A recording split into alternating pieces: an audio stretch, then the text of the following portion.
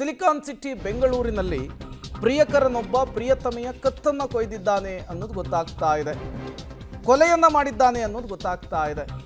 ರಾಜೀವ್ ಅಂಥೇಳಿ ಅಂಜಲಿಯನ್ನ ಕೊಂದಿದ್ದಾನಂತೆ. ಪ್ರೇಯಸಿಯ ಕುತ್ತಿಗೆಗೆ ಚಾಕುವಿನಿಂದ ಇರಿದು ಹತ್ಯೆಗೈದಿದ್ದಾನೆ.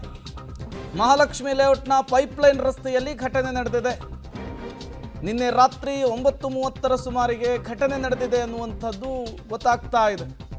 ಮಹಾಲಕ್ಷ್ಮಿ ಲೇಔಟ್ ಪೊಲೀಸರಿಂದ ರಾಜೀವನನ್ನು ಅರೆಸ್ಟ್ ಮಾಡುವಂತಹ ಕೆಲಸ ಆಗ್ತಾ ಇದೆ. ಇಬ್ಬರು ಪರಸ್ಪರ ಪ್ರೀತಿಸ್ತಾ ಇದ್ರಂತೆ, ಜೊತೆಗೆ ಸಣ್ಣ ಪುಟ್ಟ ವಿಚಾರಕ್ಕೆಲ್ಲ ಜಗಳ ಆಗಿ ದೂರ ಆಗಿದ್ರಂತೆ. ನನಗೆ ಸಿಗಲಿಲ್ಲ, ನನ್ನನ್ನು ದೂರ ಮಾಡಿದ್ಲು ಅನ್ನುವಂತಹ ಕಾರಣಕ್ಕಾಗಿ ರಾಜೀವ ಅಂಜಲಿಯನ್ನು ಹತ್ಯೆಗೈದಿದ್ದಾನೆ ಅನ್ನೋದು ಗೊತ್ತಾಗ್ತಾ ಇದೆ. ಇನ್ನೂ ಬರೀ 23 ವರ್ಷ ಅಂಜಲಿಗೆ. ಏನಾಗ್ತಾ ಇದೆ ಯೂತ್ಸ್ಗೆ ಅಂಥೇಳಿ ಅಲ್ಲಿ ನೋಡಿದರೆ ಪುಣೆಯಲ್ಲಿ ಸಿಯಾ, KR ಪುರಂನಲ್ಲಿ ಶ್ವೇತಾ, ಇಲ್ಲಿ ನೋಡಿದರೆ ನಾಗೇಂದ್ರ ತುಮಕೂರಿನ ಬಳಿ, ಈಗ ನೋಡಿದರೆ ರಾಜೀವ. ಒಬ್ಬರಾದ ಮೇಲೆ ಒಬ್ಬರು ಇದೇ ರೀತಿ ಲವ್ವಿನ ವಿಚಾರಕ್ಕೆ ಕಾನೂನನ್ನು ಕೈಗೆ ತೆಗೆದುಕೊಳ್ತಾ ಇದ್ದಾರೆ. ಪ್ರೀತಿ ವಿಚಾರಕ್ಕೆ ರಕ್ತ ಹರಿಸ್ತಾ ಇದ್ದಾರೆ. ಬೆಂಗಳೂರಿನಲ್ಲಾಗಿರುವಂತಹ ಘಟನೆ ಮತ್ತೊಮ್ಮೆ ಬೆಂಗಳೂರನ್ನು ಬೆಚ್ಚಿ ಬೀಳಿಸುವಂತೆ ಮಾಡಿದೆ. 3-4 ವರ್ಷಗಳಿಂದ ಪರಸ್ಪರ ಪ್ರೀತಿಯಲ್ಲಿ ಬಿದ್ದಿದ್ರಂತೆ ಅಂಜಲಿ ರಾಜೀವ. ರಾಜೀವನಿಗೆ ಕ್ರಿಮಿನಲ್ ಹಿನ್ನೆಲೆ ಇತ್ತು ಅನ್ನೋದು ಗೊತ್ತಾಗ್ತಾ ಇದೆ. ಇದೇ ಕಾರಣಕ್ಕೆ ಮದುವೆಗೆ ಒಪ್ಪಿರಲಿಲ್ಲ ಅಂಜಲಿ ಕುಟುಂಬ ಅನ್ನೋದು ಗೊತ್ತಾಗ್ತಾ ಇದೆ. ಅಂಜಲಿ ಸಹ ಪೋಷಕರ ಒತ್ತಾಯಕ್ಕೆ ಮಣಿದಿದ್ಲು ಅನ್ನೋದು ಗೊತ್ತಾಗ್ತಾ ಇದೆ. ರಾಜೀವನನ್ನ ಅವಾಯ್ಡ್ ಮಾಡೋದಕ್ಕೆ ಶುರು ಹಚ್ಕೊಂಡಿದ್ಲು ಅಂಜಲಿ. ನಿನ್ನೆ ಪ್ರೇಯಸಿಯನ್ನ ಊಟಕ್ಕೆ ಕರೆತಂದಿದ್ದ ರಾಜೀವ ಈ ವೇಳೆ ಮದುವೆ ವಿಚಾರವನ್ನು ಪ್ರಸ್ತಾಪಿಸಿ ಮತ್ತೆ ಖ್ಯಾತೆ ತೆಗೆದಿದ್ದ. ಕೋಪ ಬಂದು ಯುವತಿ ಮೇಲೆ ಕೊಲೆ ಮಾಡಿದ್ದಾನೆ ರಾಜೀವ ಅನ್ನೋದು ಗೊತ್ತಾಗ್ತಾ ಇದೆ. ಅವನು ಬೇಡ, ಮದುವೆ ಆಗಲ್ಲ, ಅವನ ಹಿನ್ನೆಲೆ ಸರಿ ಇಲ್ಲ ಅಂದಮೇಲೆ ಮತ್ತ್ಯಾಕೆ ಅವನ ಜೊತೆ ಊಟಕ್ಕೆ ಹೋಗಬೇಕಿತ್ತು ಅಂಥೇಳಿ, ಅವನ ಸಖ್ಯವನ್ನು ಯಾಕೆ ಬೆಳೆಸಬೇಕಿತ್ತು ಅಂಥೇಳಿ ಈಗ ನೋಡಿ ಹೋಗಿದ್ದ ತಪ್ಪಿಗೆ ಹತ್ಯೆಗೈದಿದ್ದಾನೆ ಅನ್ನೋದು ಗೊತ್ತಾಗ್ತಾ ಇದೆ. ಪ್ರಿಯತಮೆಯನ್ನು ಪ್ರಿಯಕರನ್ನೇ ಹತ್ಯೆ ಮಾಡಿರುವಂಥ ದಾರುಣ ಘಟನೆ ಬೆಂಗಳೂರಿನ ಮಹಾಲಕ್ಷ್ಮಿ ಲೇಔಟ್ನಲ್ಲಿ ನಡೆದಿದೆ. ಮಹಾಲಕ್ಷ್ಮಿ ಲೇಔಟ್ನ ಪೈಪ್ಲೈನ್ ರಸ್ತೆಯಲ್ಲಿ ನಾನಿದ್ದೀನಿ. ಏನು ಕೊಲೆ ಆಯಿತು, ಕೊಲೆ ಆದಂಥ ಸ್ಥಳದಲ್ಲಿ ನಾನೀಗ ಇರುವಂಥದ್ದು. ಪ್ರೇಮಿಯೇ ಪ್ರಿಯತಮೆಯನ್ನು ದಾರುಣವಾಗಿ ಕೊಂದಂಥ ಘಟನೆ ಇದು.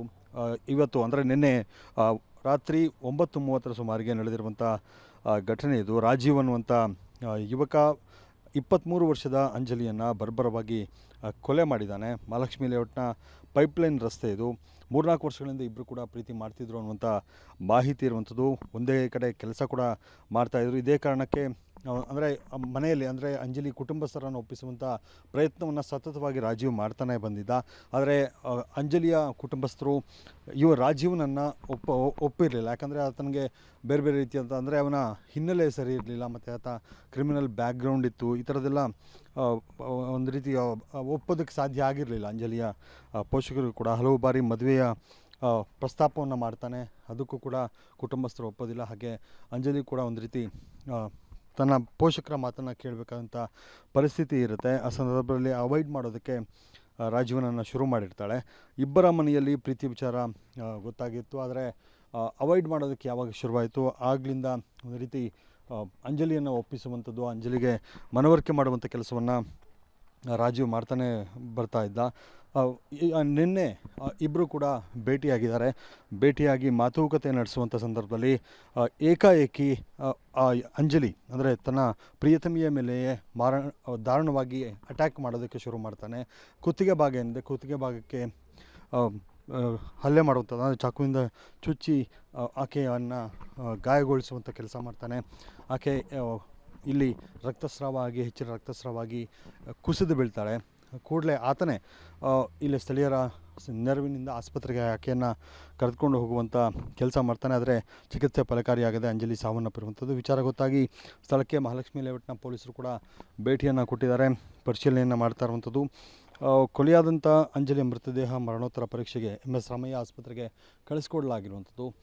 ಏನೆಲ್ಲ ಕಾರಣಗಳು ಅಂದರೆ ಪ್ರಾಥಮಿಕವಾಗಿ ಗೊತ್ತಾಗ್ತಾ ಇರುವಂಥದ್ದು ಇಬ್ಬರ ಪ್ರೀತಿ ಏನಿದೆ, ಪ್ರೀತಿಯನ್ನು ಅಂಜಲಿಯ ಮನೆಯವರು ಒಪ್ತಾ ಇರಲಿಲ್ಲ, ಮತ್ತು